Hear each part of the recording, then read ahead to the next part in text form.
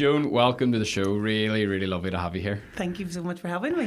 This is going to be super relaxed and a very kind of like typical place we start, although it's a bit strange, is if I ask you what's one of the first things that you remember, like what are some of those early memories that pop into your head? Riding my bicycle. Right. I used to love going out on my bicycle, and I used to love sitting on the swing in the wind.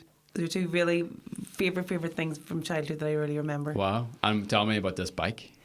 Well, it was not a fancy bike at all. It just, I just go round where I lived in Armagh and go see my friends. And I would guess it was that just, being 9, 10, 11, had a little bit of independence and a little bit of freedom. So, yeah. I have not been on a bicycle in a long time before you ask me.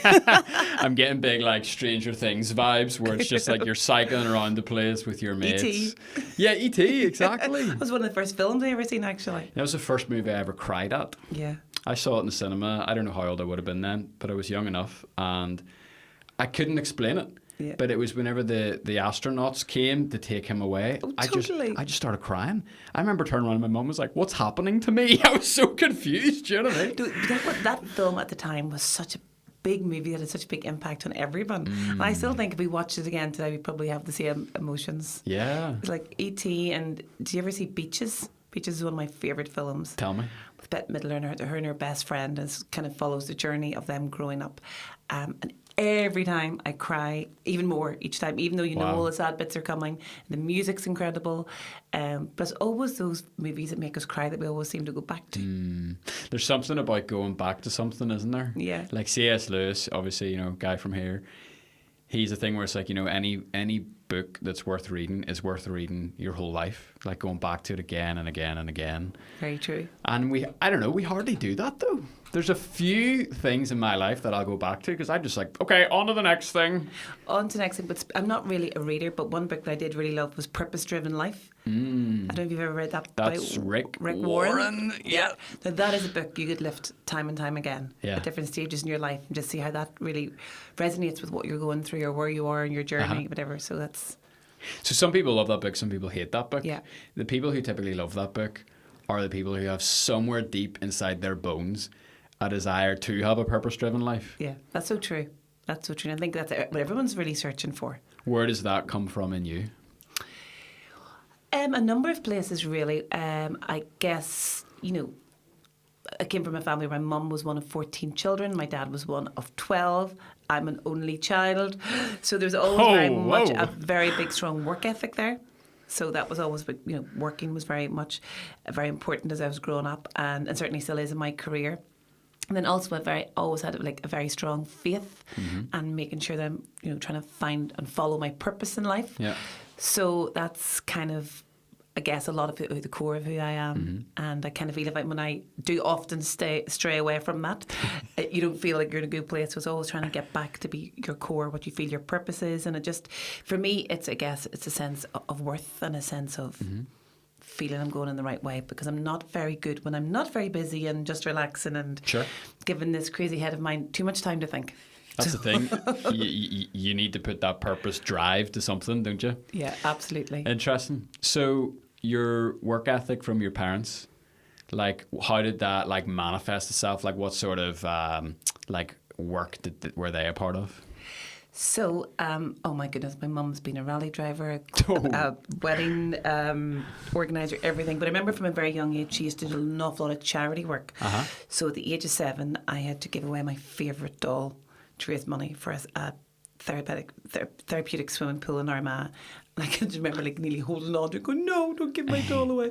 But from a very young age, I was always taught to give away things, and things don't have a big materialistic value. Work hard, yes, and be able to do those things, but equally be able to give them away. I think to learn that from a very young age is really, really important.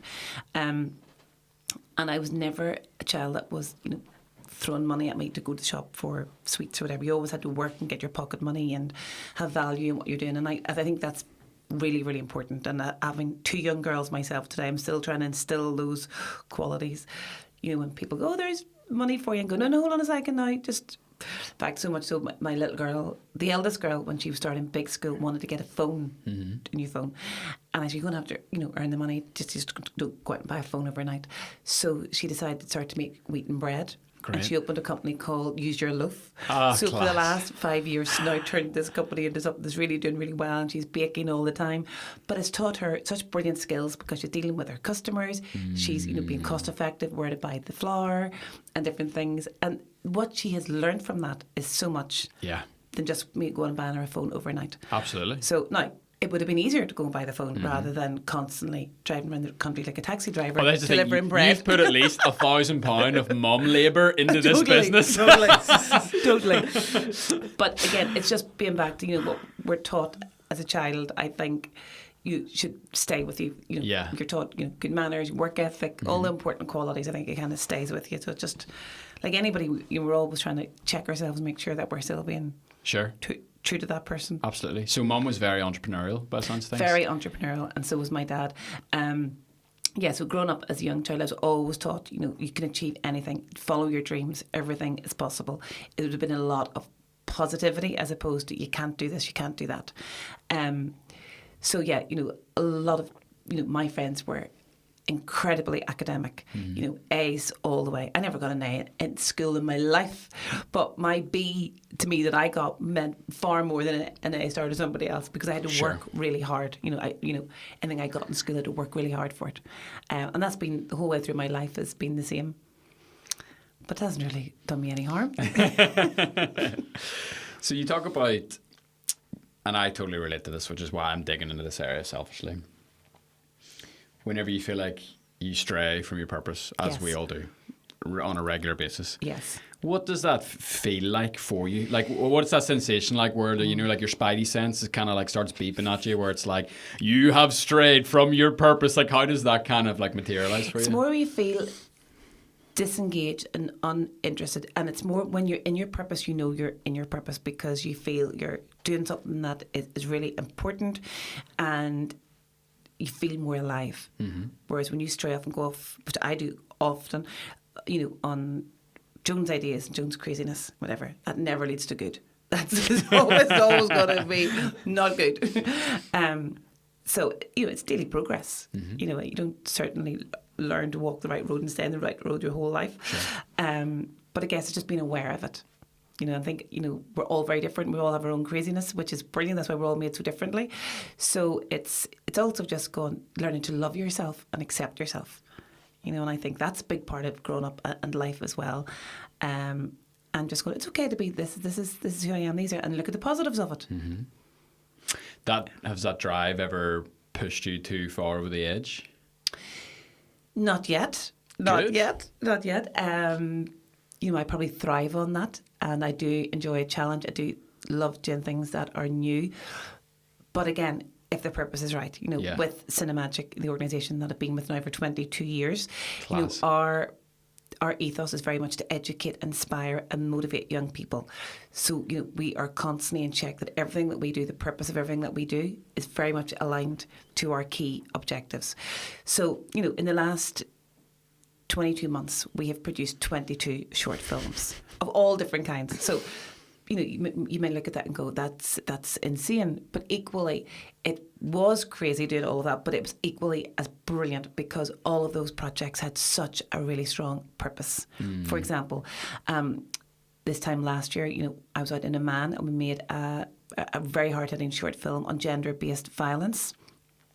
We worked with 20 young people from different, communities from Palestine and Syria, and bringing those young people together to share their stories. And when we went to make the film, we actually didn't know what the subject was going to be. Oh, it was very much drawn by the young people because sadly they had so many situations where aunties or mummies or friends had been through very, very severe pre-arranged marriages with a lot of domestic violence, and they had to escape, or they, or some couldn't escape. So it was the subject the young people wanted to talk about. We had to be very careful how we address that.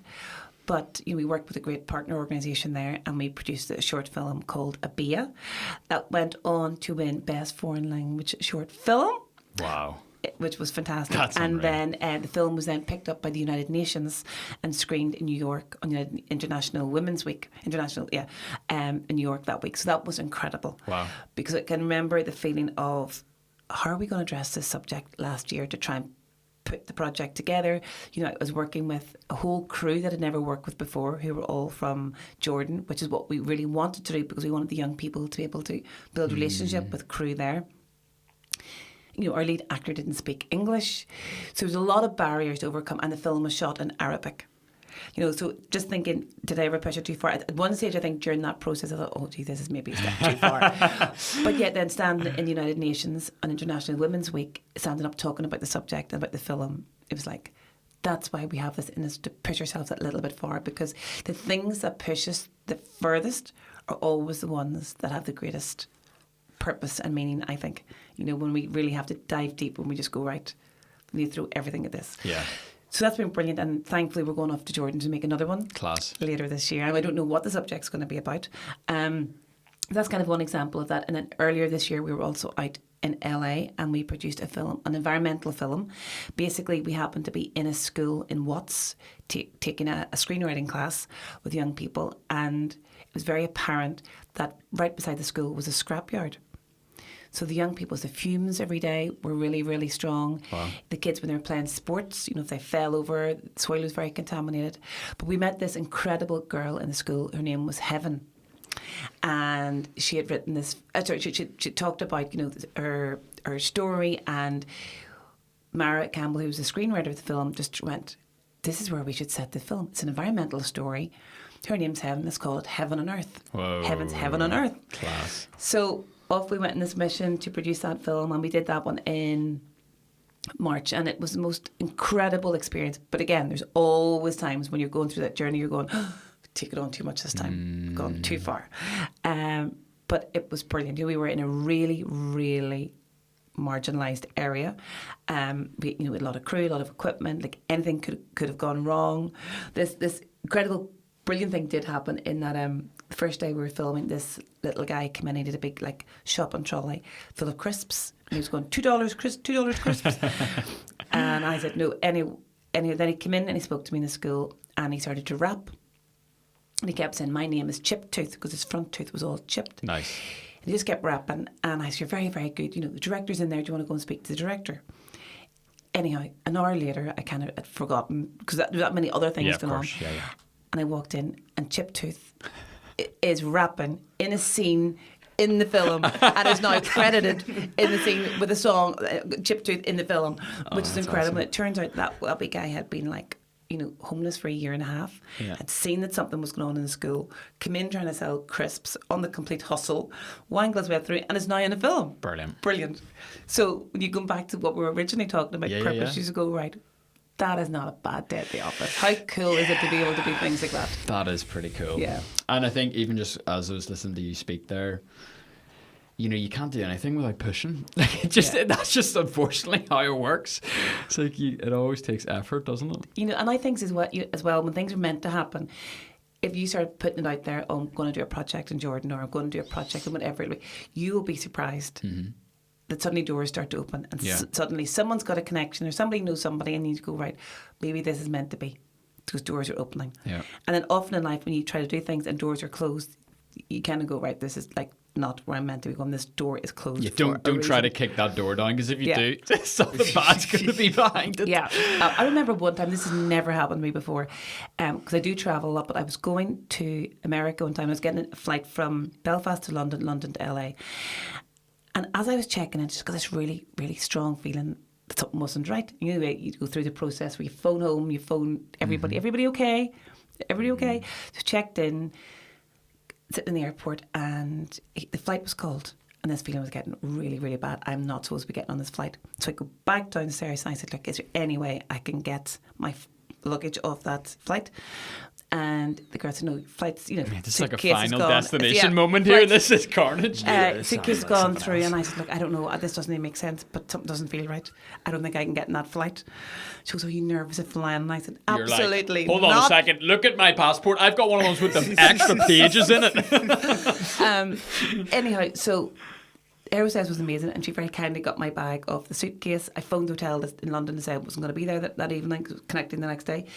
They didn't charge me for the room, which is also unheard of. Yeah. And then we're getting, you know, going home that night, going to bed, and I will never know what what I wasn't meant to get. I just was not meant to get on that flight. And I went back to the airport the next day, jumped in the flight, went on to LA, not even a problem. Yeah. But there was something so strong that day that I could not listen to my intuition. Not interesting. Really interesting. I'm always curious in like the things that you are protected from that you never know about. That whole kind of idea has always really fascinated me. Yeah. You know, it's like you go to the left or go to the right, and you just don't know what path could have taken you to, or what danger it even could have led you to. It's on weird. a normal day, I've never experienced anything like that. But that day, it was so strong. And I remember going up and down the stairs of the airport going, is there something wrong with me? Get on this flight, what is wrong? But anyhow. Interesting. Yeah. Can you tell us another example of when your gut has kind of overridden, let's say, your head or even your heart? All the time. All my business decisions are built on my gut instinct. Really? Yes. Okay. Yes. Yeah. I mean, remember whenever we were going to sell one of our Cinemagic feature films, that is a whole mind game, know which distributor to go with and everything. And, but a number of offers, which we're very fortunate about. And then it got down to 3. And the 3 different offers were very different. One was a very big, massive distribution company. The other one was a smaller distribution company, again with lots of experience, and one was a very, very small outfit. But I had just a really good feeling about the smaller company. Yeah. Now, on paper, this did not make sense because everyone else had done so many sales, international platforms all across the world.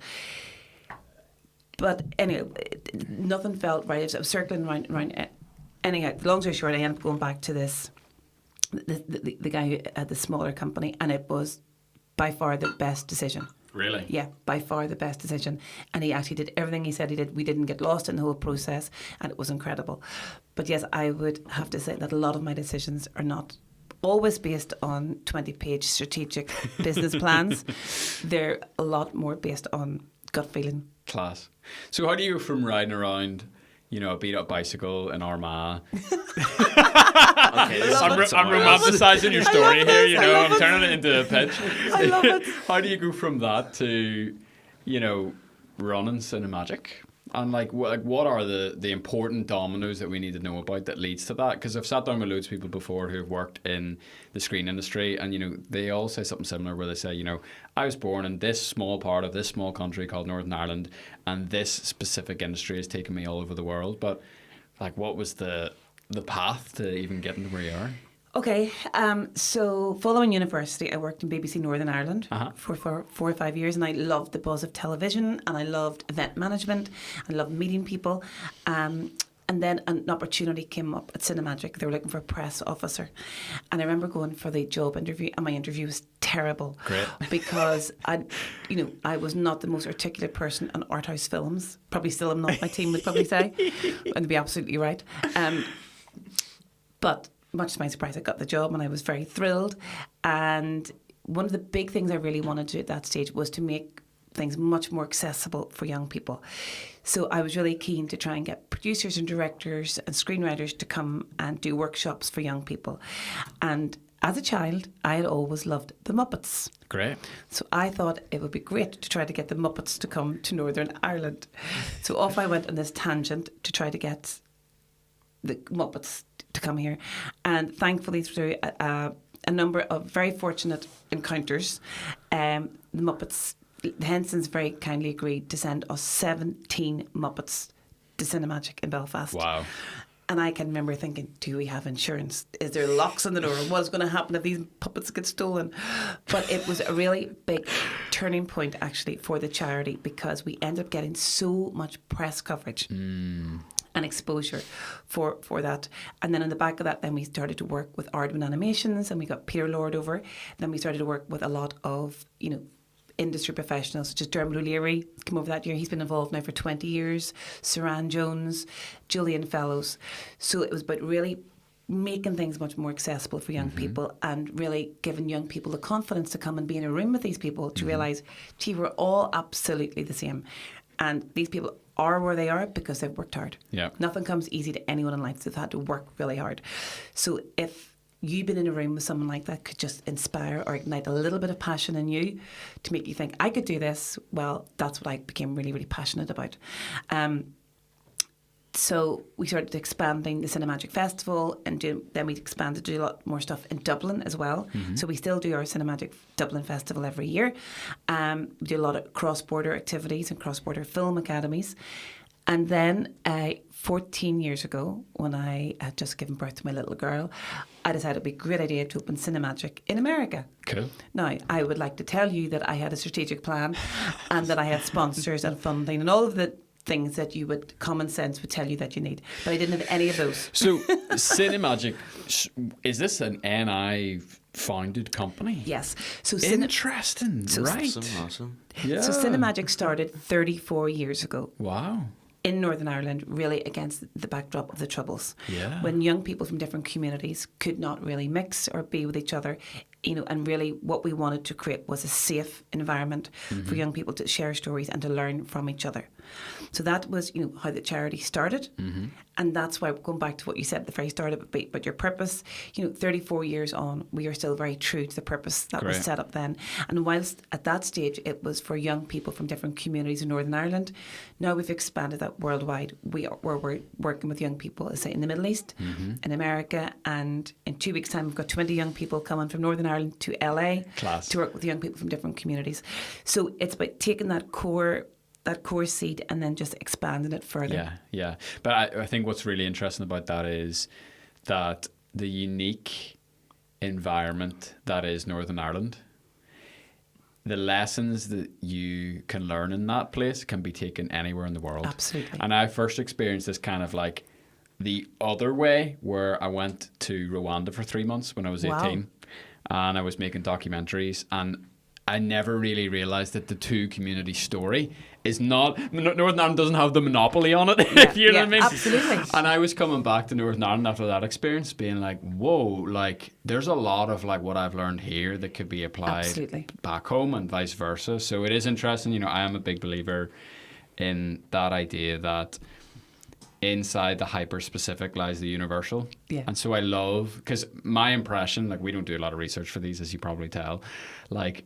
My impression of Cinemagic was it's this massive kind of global organisation, which it is, that had a Northern Irish branch. I didn't know that it started here and it expanded out that way. So that's super inspiring, really inspiring, because we love Northern Ireland and we believe that is what people from Northern Ireland can and should do. Absolutely. And, when I had that crazy idea to try and expand Cinemagic into America, as I didn't have funders or sponsors, but I just had this core belief that we could take young people from Northern Ireland to different parts of America to really show them what's possible and to learn, and also to really appreciate what we have here. Yeah. And I remember over 6 days between New York and LA doing something like 64 meetings, talking to everybody and anybody that would speak to me about this idea. And people kept going, that's great, but do you have any funding?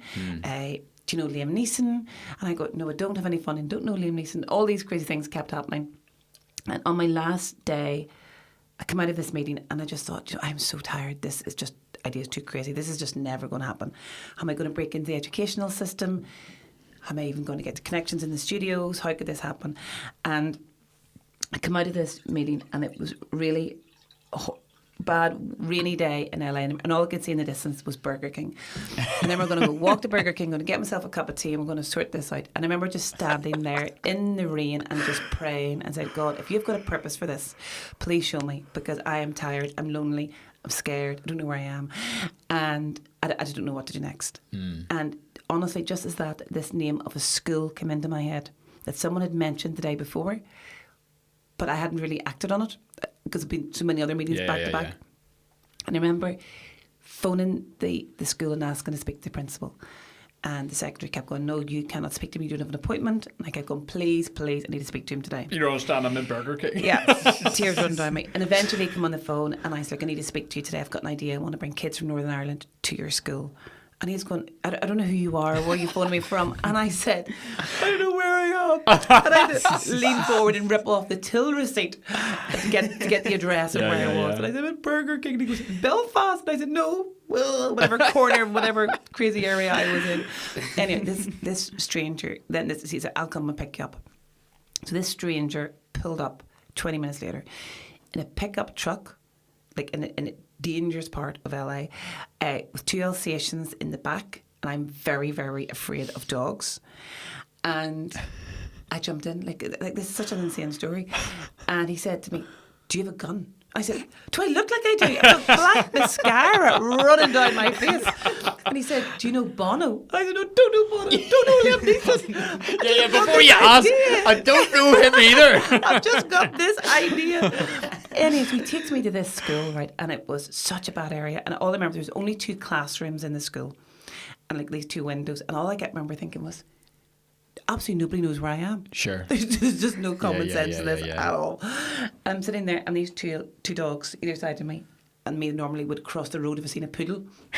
Anyway, and it was the most incredible feeling of absolute peace. Wow. Right there, and then I knew, as crazy as all this was, this is where Cinemagic LA was going to start, in that school. So I said to the teacher, if I can bring in producers and directors here, and he kept going, yes, I'm just saying yes to everything because this is all just so crazy. And that is kind of how it started. And that day I'd also been to Disney and had asked to try to see if there could be a scholarship for a young person from Northern Ireland to go to Disney. And they had said, that would cost so much. And I was like, okay, I didn't realise that. And I said, well, you do have the Disney Hall downtown, could we do some screenings there? And they're going, oh, no, you'll never get to the guy that runs that. He's really busy, he'll never get back to you. And I said, well, what's his name? They said, Mark Murphy. I said, I got to Mark Murphy. I said, could you give me his phone number? And they, oh no, couldn't give the phone number out. So anyway, after all this chat, I was walking out to get into a taxi, and this woman who'd overheard the conversation came over and slipped Mark Murphy's phone number into my hand. So I phoned Mark Murphy and left this big crazy message on his phone. Anyway, I'm back in the school with these 2 dogs, and my phone rings, and it's Mark Murphy. I'm just picturing you like your like pickup phone is just kind of like, hello Joan, I don't know Liam Neeson, how can I help you? I didn't at that stage. Anyhow, so Mark calls me back and he said, look, I've heard your whole message and I've heard your whole story. And he goes, but I will let you come here and do screenings for free. Great. If you can fill this place with kids. I went, absolutely, I will fill it. So next thing, I put the phone down, is right, your kids are all coming, we're all going to do this, we're going to do all this. So that's kind of how the story started. And we came back a couple of months later, and we had brilliant directors and producers in that school. School was alive with kids, came from everywhere. Yeah. And when we did the screenings in the Disney Hall, the most amazing thing happened, because in the cinema you've got the screen, and then you've got the flat area, and then you've got the seats. Mm-hmm. Well, the kids that were in the auditorium had never been to the cinema before. And they all got out of their seats and lay on their bellies on the screen. Sweet. And the guy who had picked me up in the pickup truck stood and told the story about getting the phone call. Wow. And that is how we started. Now, 14 years on, we work with, all of the studios right across LA. Like the 20 young people that are coming out with us in 2 weeks' time. The schedule they have is insane. Yeah. Really brilliant. And we do a big gala event for 500 people every year in Santa Monica. Mm-hmm. And the young kids from Northern Ireland get to perform at that and everything. So just so many incredible things have happened. And we've now gone on to produce, as I said, a number of short films in LA. But none of that started with a strategic business plan. It started all with a gut feeling and getting to Burger King crying. Right, that's brilliant. That's amazing. Yeah, Roscoe, what do you have to say for yourself after hearing all that? I need to up my game. I need to up my game in order to get out there, try and get more contacts and just get out there and stuff. Do you know, it's like anything in life, you got to hustle. Yeah. You got to push, and but that's kind of how it started. And then, we started to work with a lot more schools. And again, whenever we started to do that, people was like, you cannot put young people from different schools on a bus. I'm going to hold on a second now. From Belfast, we are putting kids from different communities on a bus and doing Cinemagic events. Yeah. If we can do that in Belfast, we can do that in America. Exactly.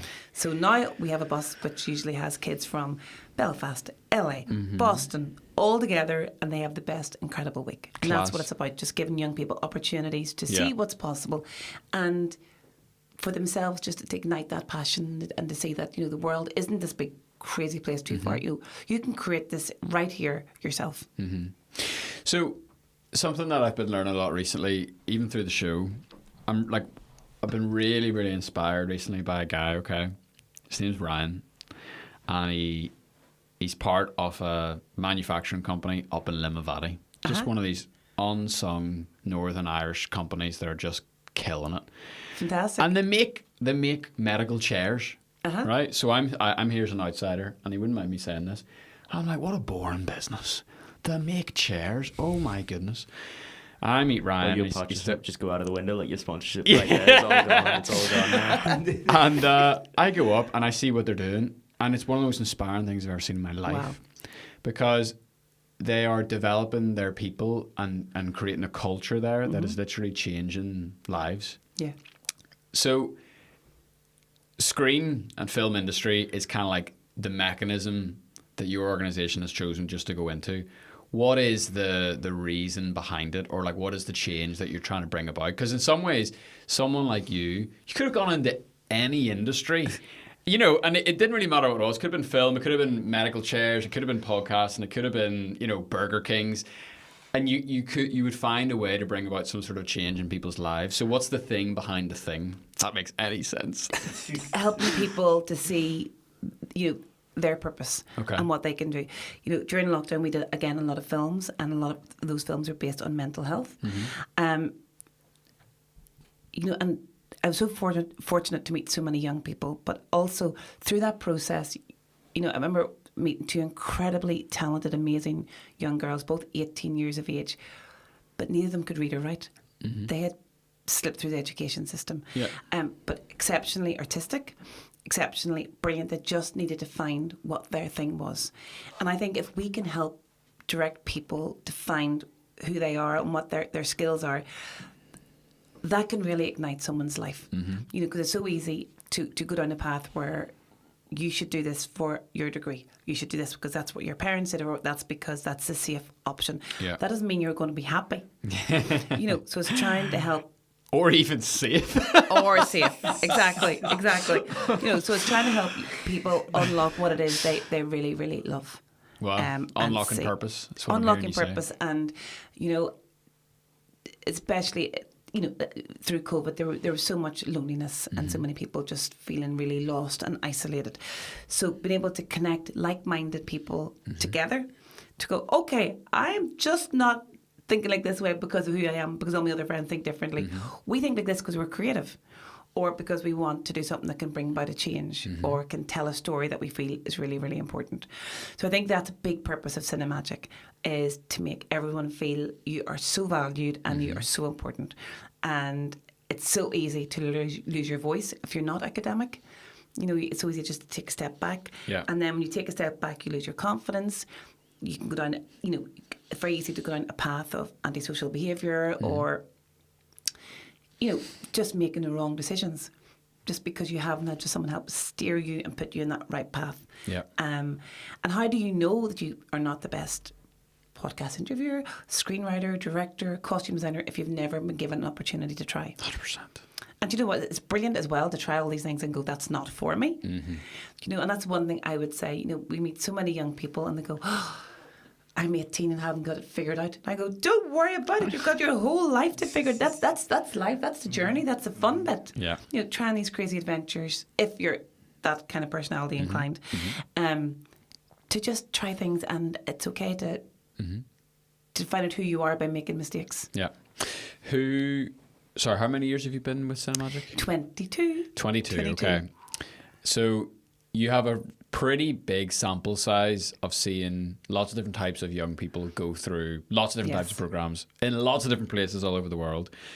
Is there a trait or a characteristic that you can identify in the guys and gals who have really been able to have a go at it? That willingness to learn. You know, whenever we meet people, it's not that you're going to be an amazing director or a cinematographer. It's just someone who really wants to learn. And you can see very early on if someone's got a work ethic and they're willing to keep trying. That is the best quality anybody can have. You know, because you can learn the rest. You can be taught the rest. You can be helped, shaped and moulded. But if you don't have that, be able to get up and go and wanting to do it, that's what you really need.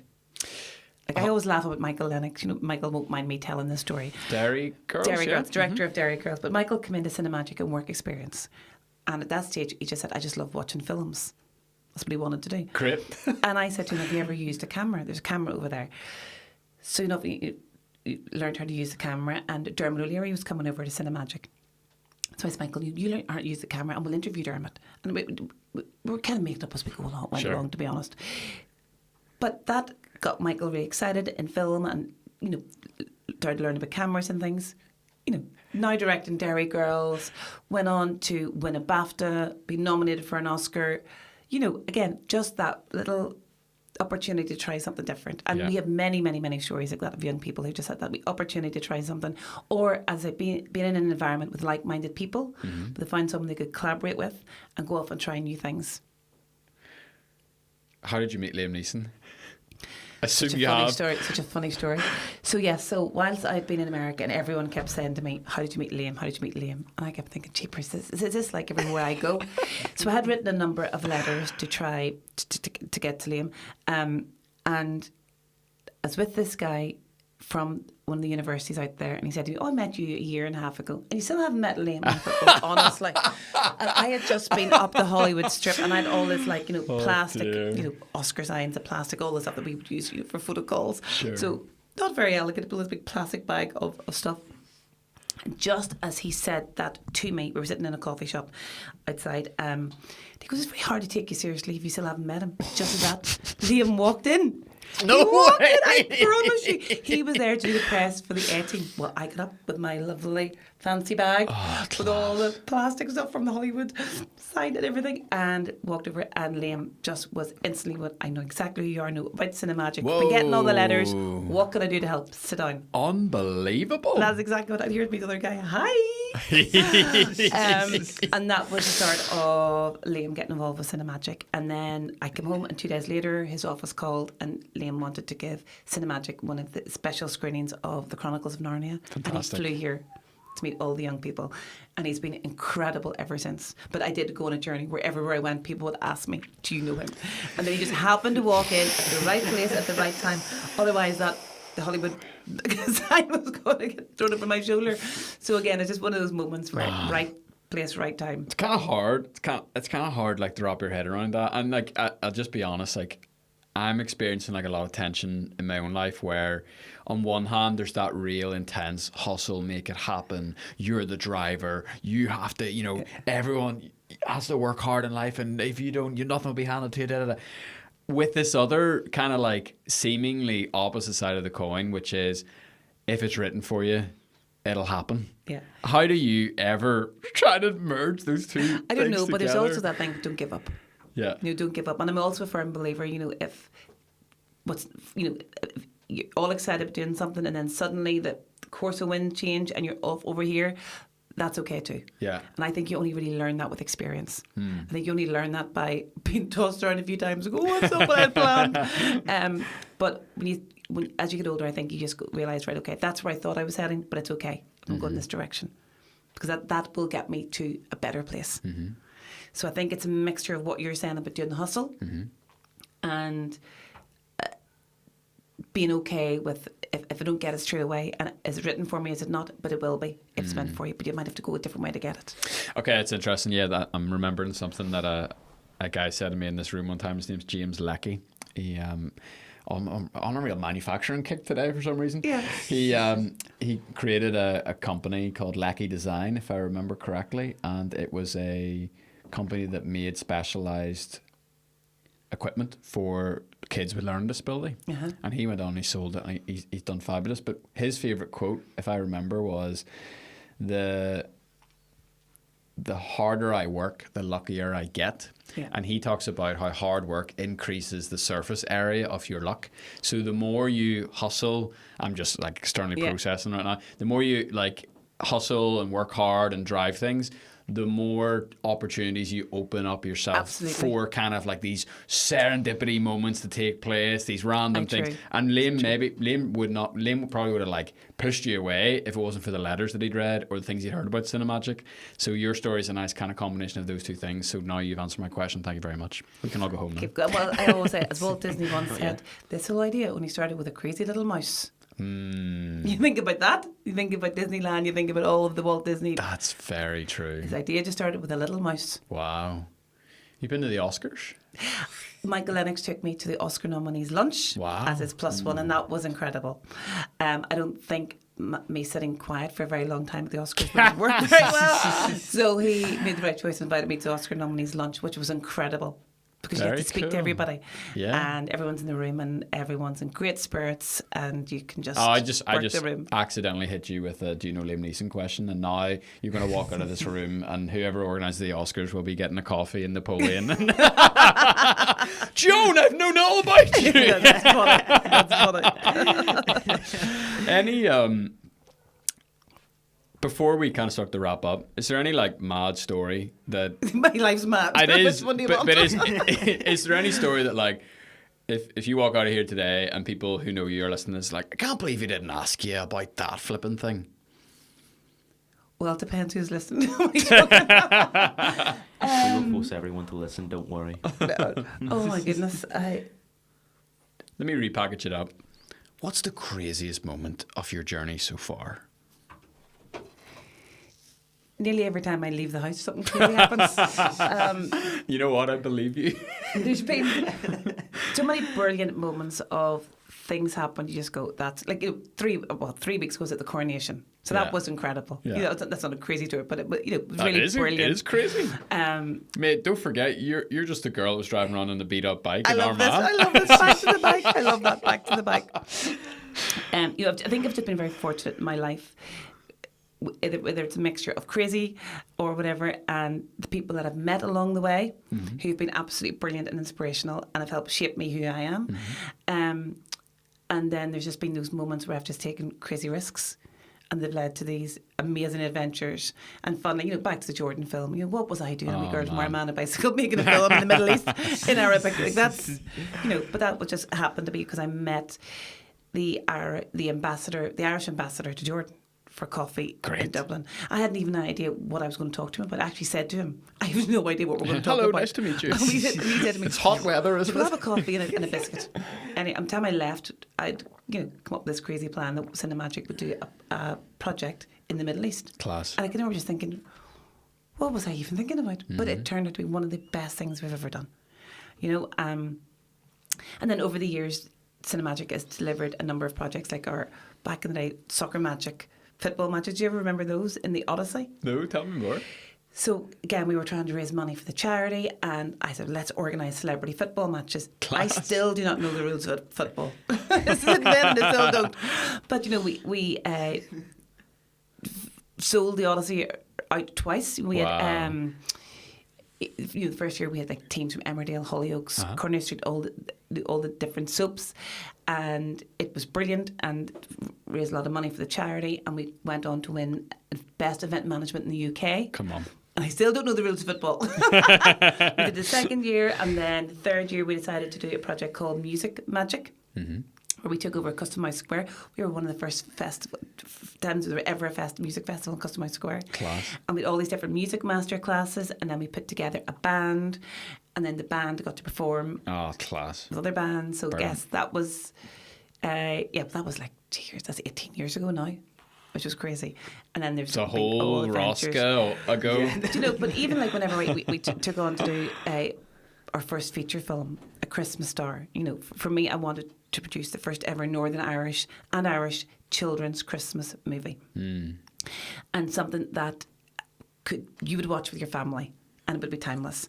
And we wanted to give trainees an opportunity to work on the film. At that stage, everyone said you can't bring trainees onto a film. Basically, for 6-7 months, everybody I went to with the idea said no, it's not going to work. And I kept saying, just because it hasn't been done before doesn't mean it can't. Doesn't mean it can't. So after a lot of tears, a lot of but then just keep going. We produced the film. Again, we had Liam in that film. Pierce Brosnan was in the film. The film had the first ever simultaneous broadcast ever with BBC Northern Ireland and Ulster Television. Wow. And was out on Christmas Day for Epic. a number of years on Christmas Day. Brilliant. So then it was picked up by Netflix. It still goes out every Christmas. In fact, we were laughing this year. It was on TV at the end of September on Channel 5. All the Christmas movies start.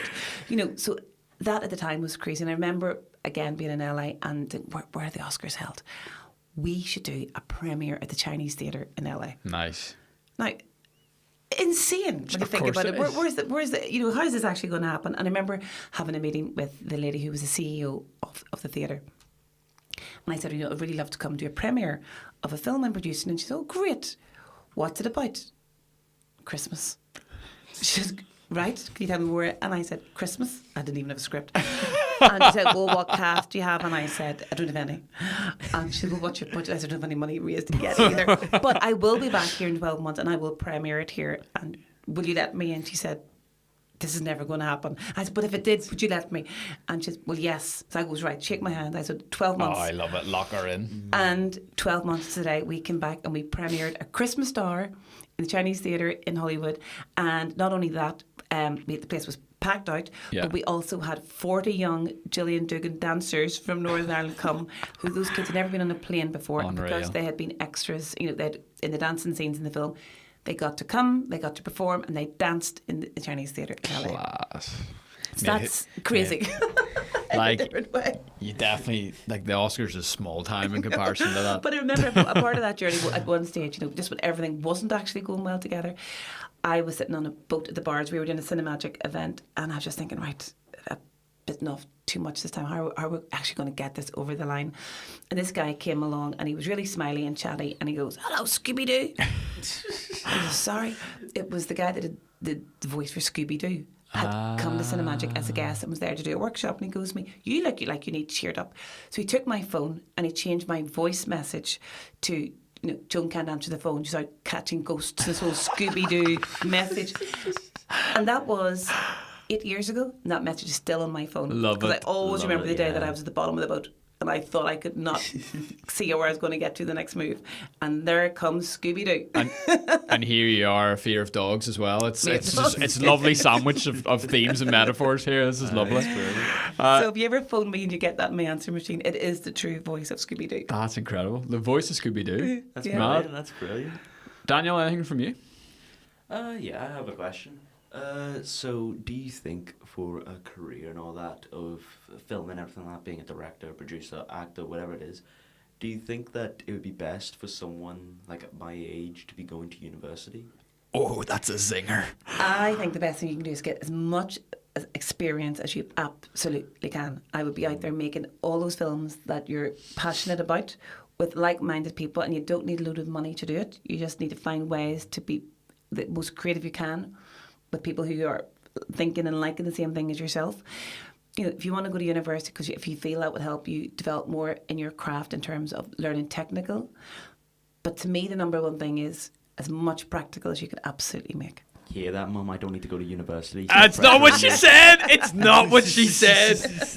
Joan was incredibly. She danced the perfect dance there, and that is not what she said. It's the first time I've ever danced a perfect dance. Thank you very much. It's the best compliment I've had all day. Because if you've seen my dancing, you wouldn't say that. Who's your favourite Muppet? Oh, it's got to be Miss Piggy. Come on. Miss Piggy. I've got a signed Miss Piggy picture in my office. I love that. Did you see them at the Coronation concert? So sweet. It's so brilliant. Yeah. So Come on. nice. And Paddington's right up there as well. Different Muppet, but different. Yeah. Different thing. I There feel you like go.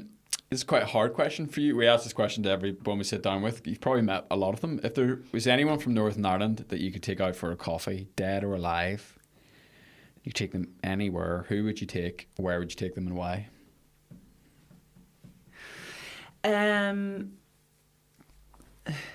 Right. You could have briefed me a little bit on this. From Northern Ireland, there's been so many incredible people from Northern Ireland. Do you know one person who I really love speaking to would be Keith Getty? Okay. So Keith is a friend of mine, but he's from Lisburn. Okay. Has written some incredible songs, which have gone on to be global songs, which are sang nearly in every church around the world. Oh, His story the about how Gettys. I've he heard of wrote this. In Christ Alone and sold the publish into it, and it's gone on to be worldwide. They're here on the 17th of June and going to their concert in the Odyssey, which will be incredible. And I would have a coffee with Keith in the North Coast because that's where he loves. I find him really inspirational to talk to. And again, someone from here who's gone on to achieve massive things internationally and would have a really incredible perspective on life, on what is success, what's not success, and maintaining that hard work ethic. Great. And also Liam would be up there as well. Yeah. Somebody who's continuously working very hard. this is so out of place. This is disrupting the whole flow of the beautiful end of the episode that we were going for.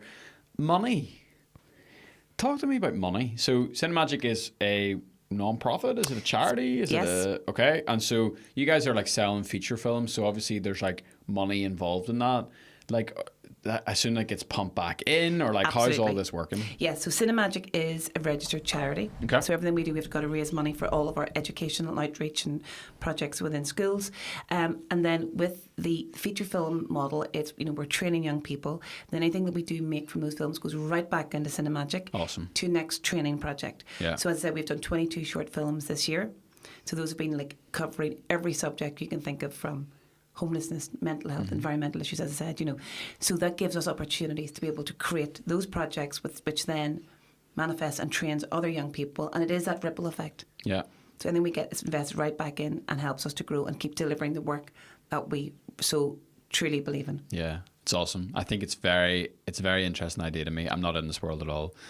It's a very interesting idea to me that a non-profit can make money and then bring that back in. Like that I think the ripple was the word that you used. I think that's a really interesting concept.